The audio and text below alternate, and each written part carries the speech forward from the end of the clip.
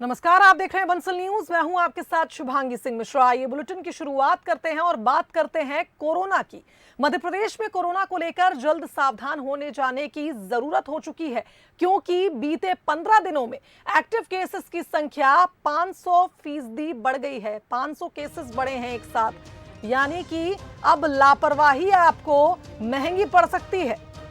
बता दें कि 20 अप्रैल को मध्य प्रदेश में महज 45 एक्टिव केसेस थे, जबकि 5 मई की बात करें तो इनकी तादाद बढ़कर 216 पहुंच चुकी है। सूबे के 20 जिलों में एक्टिव केसों की संख्या 216 हो चुकी है। इनमें सबसे ज्यादा सीरियस मामले इंदौर के हैं, जहां एक्टिव केसेस की संख्या 53 पहुंच गई है। दूसरे नंबर पर भोपाल है, यहां एक्टिव केसेस की संख्या 42 है।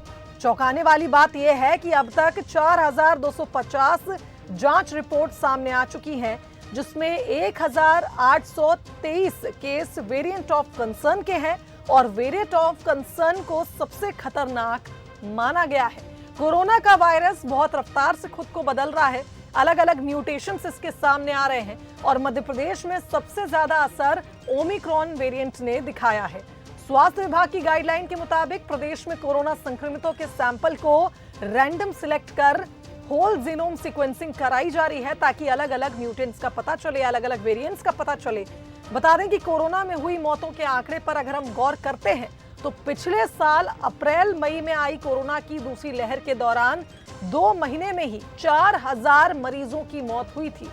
हालांकि वैक्सीनेशन के कारण थर्ड वेव में मौतों के मामले 95% तक घट गए थे और तीसरी लहर के 4 महीनों में 202 मरीजों की ही मौत हुई थी, जबकि 2,47,470 मरीज कुल इस लहर में सामने आए थे कोरोना पॉजिटिव के साथ।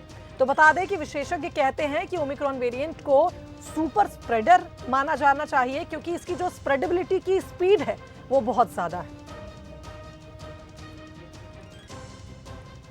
तो मध्य प्रदेश में कोरोना को लेकर अब सावधान होने की जरूरत है। 15 दिनों में एक्टिव केसेस बढ़ चुके हैं।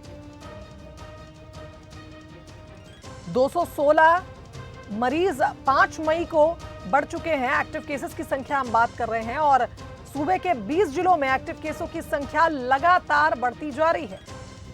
बेसिक प्रिकॉशंस, मास्क लगाना, सोशल डिस्टेंसिंग का पालन करना, जो कि हम सभी भूल चुके हैं, एक बार फिर हमें इन प्रिकॉशंस को लेना होगा, ताकि ये ओमिक्रॉन के बाद जो नया वेरिएंट है और जिस तरह से चौथी लहर का खतरा लगातार मंडरा रहा है, ये खतरा कम हो जाए। क्योंकि आपसी सूझबूझ और एक दूसरे का साथ देकर, प्रिकॉशंस को देखते हुए और कोविड गाइडलाइंस का पालन करके ही हमने तीसरी लहर को हराया था।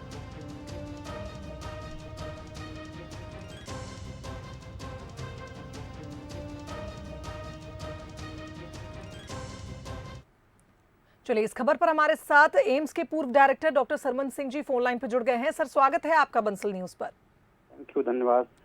सर, सबसे पहले आपसे यही समझना चाहेंगे, इस वक्त जो चौथी लहर की आशंका जताई जा रही है, इसमें कौन सा वेरिएंट हो सकता है जो सबसे ज्यादा इस लहर को आगे बढ़ा सकता है? क्योंकि अगर हम ओमिक्रॉन की बात करें, बहुत ज्यादा इसकी स्प्रेडेबिलिटी स्पीड थी, जिस तेजी से ये बढ़ा था, और उस दौरान तीसरी लहर में हमने देखा था केसेस लगातार बढ़ रहे थे, लेकिन ये उतना घातक नहीं था। चौथी लहर में कौन सा वेरिएंट जो है मुख्य भूमिका में सामने आ सकता है? क्या कुछ जानकारी आपके पास?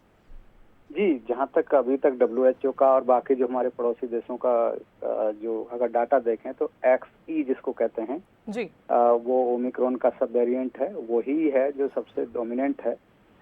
जहाँ जहाँ अभी चौथी लहर आई है, 5वीं कहीं जगह तो 5वीं लहर भी आ गई है, और इंडिया में ये चौथी लहर का आगाह कहेंगे हम, बिल्कुल है। अब इसमें 2 मत हो सकते हैं। कोई कह रहे हैं कि नहीं, ये कुछ स्पोरेडिक केसेस हैं और ये लहर नहीं है। कुछ लोग मेरे जैसे ये मानते हैं कि लहर है ऑलरेडी, और लहर कितनी पीक होगी that is different issue, but definitely ये 4th वेव तो है ही है।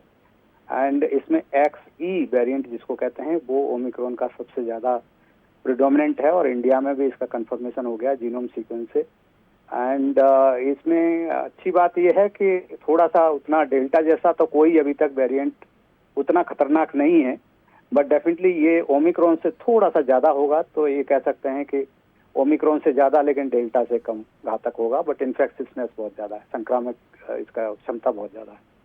बिल्कुल। तो सर, एक तरह से कहा जाए, अगर चौथी लहर आ चुकी है, जैसा आप कह रहे हैं कि लहर तो चल ही रही है, तो इसका इम्पैक्ट कितना बड़ा हो सकता है? साथ ही क्या जो बेसिक प्रिकॉशंस हम पहले यूज़ करते थे, जो चीज़ें हम इस्तेमाल करते थे, सैनिटाइज़र हो, मास्क हो, इसका उपयोग भी अब फिर से एक बार हमें करना शुरू कर देना चाहिए, क्योंकि लोगों में लापरवाही बहुत ज़्यादा बढ़ चुकी है। जी बिल्कुल, आपने सही कहा। लापरवाही इतनी ज्यादा हो गई है, लोगों को लगा कि अब कोरोना चला गया। जी। तो ये भ्रम लोगों का है, और इसमें आपके माध्यम से हम री एम्फेसाइज करना चाहेंगे कि अभी कोरोना है। बेशक वेरिएंट बदलते रहते हैं, लेकिन कोरोना है तो मास्क और हैंड हाइजीन।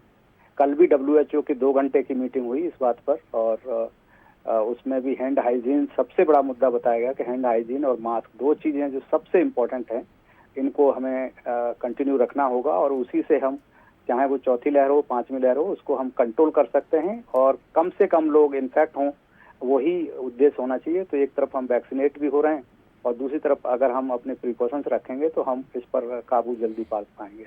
बिल्कुल सर, धन्यवाद आपका इस खबर पर हमारे साथ बातचीत के लिए।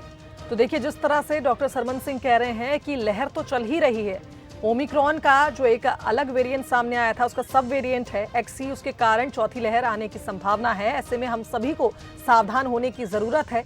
बेसिक कोविड गाइडलाइंस का पालन करना शुरू कर देना चाहिए, क्योंकि खतरा लगातार बना हुआ है और कोरोना हम सभी के बीच मौजूद है।